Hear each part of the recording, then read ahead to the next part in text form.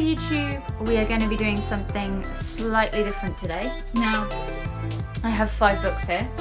I haven't done this before, so do bear with me if it goes well or if it doesn't. I hope you like it anyway.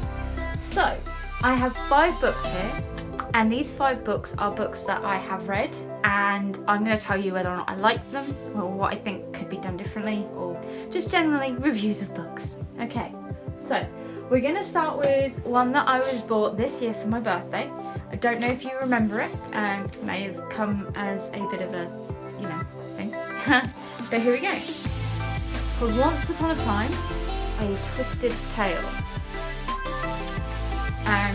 And basically the premise of this is, so let me read you the synopsis.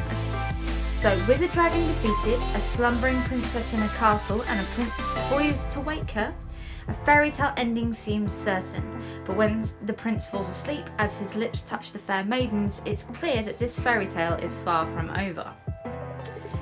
Alright, so that's that bit. This is the second book in the series. The first one, I don't know, is A Whole New World, and I haven't found that one yet, but I do want to read it. This was actually really good. It is actually a Disney story, which is quite weird, but it doesn't have a happy ending. Let's just say that. I'm not going to spoil it too much other than that wording. But the idea is that Aurora has been kept a slave, kept asleep, and her Maleficent has built a dream world up around her. And the princess has to try and wake up, and it's really an interesting story of discovery of yourself and what you can and can't do. It's got self-doubt in here, it's got love, obviously, because it is a Disney story, but it's a really good book, and it's really well written, and I couldn't put it down. I just had to finish it. And it's written by Liz Braswell. And this is an author that I'm actually really tempted to look up and see if she's done anything else, because it's so well written, and I love this book. I cannot recommend this enough. It's an amazing story, and one that I really, really think that you would enjoy reading. Now, you're going to notice if I like a book, I don't talk about it too much. Okay, next one is God Save the Queen by Kate Luck. Okay? So basically, the synopsis is, London present day, and Queen Victoria still rules with an immortal fist. She's the undead matriarch of a Britain where the aristocracy is made up of werewolves and vampires, where goblins live underground and mothers know better than to let their children out after dark. A world where technology lives side by side with magic, where being nobility means being infected with the plague, side effects include undeath, and hysteria is the popular affliction of the day. Xandra Varden is a member of the elite royal guard, and it's her duty to protect the aristocracy. But things get complicated when her sister goes missing. Xandra will not only realise she's the prize in a dangerous power struggle, but she'll also uncover a conspiracy that threatens to topple the empire itself. So this is an alternate universe book in which the elite guard are half-breeds between werewolves and humans, or werewolves and vampires. Typically, a vampire and werewolf breeding will create a goblin, and they live underground, but they are all considered nobility. And it's a really good book. It's a very interesting read. It's got Winston Churchill in it. There hasn't been World War II. It was a very, very good read, very interesting read, one that I really enjoyed, and the story is really good as well. It's really solid. I would like to know if there was a second one in the series. It's got cool maps all the way through it.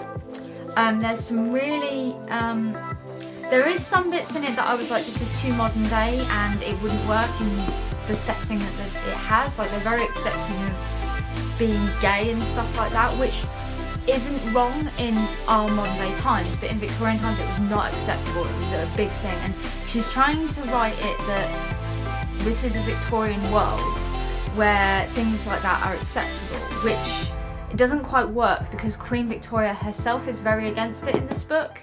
So it's a good read, but there are some things that really did kind of put me out about it. while at the same time it's still a very good read. So give it a go. Do take it a bit tongue-in-cheek though, especially if you are looking for a very Victorian read. That's not it. Okay. Next we have Malicious, one of the Tales of Sundering by Gav Thorpe. Now, I did actually enjoy this book. It's about the madness of King Malicious of the Dark Elves. Now, I love Dark Elves. I may do a video to do with my Dark Elf army, but they are dashed all over the room at the moment because I still haven't finished tidying up and getting rid of stuff. I really should, because I've given myself to the end of December to do it, but we'll see. So, he starts off as a good prince. His father's just passed. He's given up his throne to the new Phoenix King. He's angry, he's upset, he's hurt, and it's about his descent into the madness. Now, it's a good book. I did enjoy it. There were points in it where I was like, that doesn't seem very much Malicious in the way that he's been written, but it's supposed to change your point of view. Other than that, it's well written. I haven't really got anything good or bad to say about it. It's a good read. But yeah, there were some bits in it where I was like, it doesn't seem right. But it's a good book. Okay. Finally, we're getting on to the two that I was really hoping would be good. Now, The Lonely. Right, I'll read you the synopsis. I didn't read the synopsis from Malicious, but I will. Two brothers, one a mute, the other his lifelong protector. Year after year, their family visits the same sacred shrine on a desolate strip of coastline known as The Lonely, in desperate hope of a cure. In the long hours of waiting, the boys are left alone. They cannot resist the causeway revealed with every turn of the treacherous tide, the old house they glimpse at its end.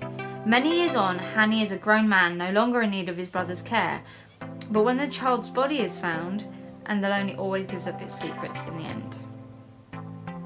Now that last bit doesn't make much sense. Basically, it's written in first person, which is okay. I'm not a huge against first person. What I am against is that much of the book is where anything happens. Now I read up to there pretty much, and I was like, I couldn't read it anymore. It was just like, where there's no suspense, there's no mystery to this book the way it says there is, and it's so frustrating and so annoying, and it's only the last 25 pages or so, or maybe a bit more than that you figure out what's going on, and at that point it's just like, this happened, this is what the outcome is, and there was no explanation. And okay, it's a book that doesn't really need an explanation because it's all to do with God and devil and magic and stuff like that, but it was so unfulfilling to me because of that. And it was just so much like, well, there was no suspense, there was no horror, there was all this build-up about how you felt things were going wrong and what your mother and father were doing to your brother, but you don't care, and it was just so horrific in the whole, I genuinely don't care what happens to my brother until the end, and when something had happened, and it was like, well, what happened? And it wasn't detailed, and it's so frustrating because it's such a slow burn, and I don't mind slow burns. Slow burns can be good, but this wasn't even a fulfilling slow burn. I didn't know. Oh, it was just so frustrating.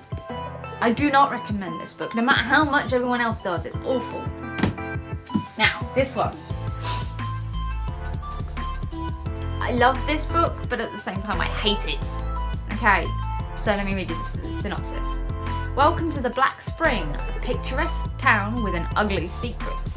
A 17th century woman with eyes sewn shut and mouth walks in the streets, enters its homes, watches its people when they sleep. They call her the Black Rock Witch, and so accustomed to her presence, the townsfolk often forget what will happen if her eyes ever open. To protect themselves, the Black Spring elders use high-tech surveillance to quarantine the town. Frustrated with the lockdown, the town's teenagers decide to break the rules and go viral with the haunting, but no one foresees the dark nightmare that awaits them. Now, really, really well written book, okay? I'm not going to lie. It's a really well written book. However, call it a spoiler or not, but something happens to one of the two main characters in the book about halfway through, and I stopped reading it. I ended up skim reading the ending, which wasn't great, okay? Because I could not put this book down until that point in the book where it was just like, and now I have no interest in reading the rest of the story.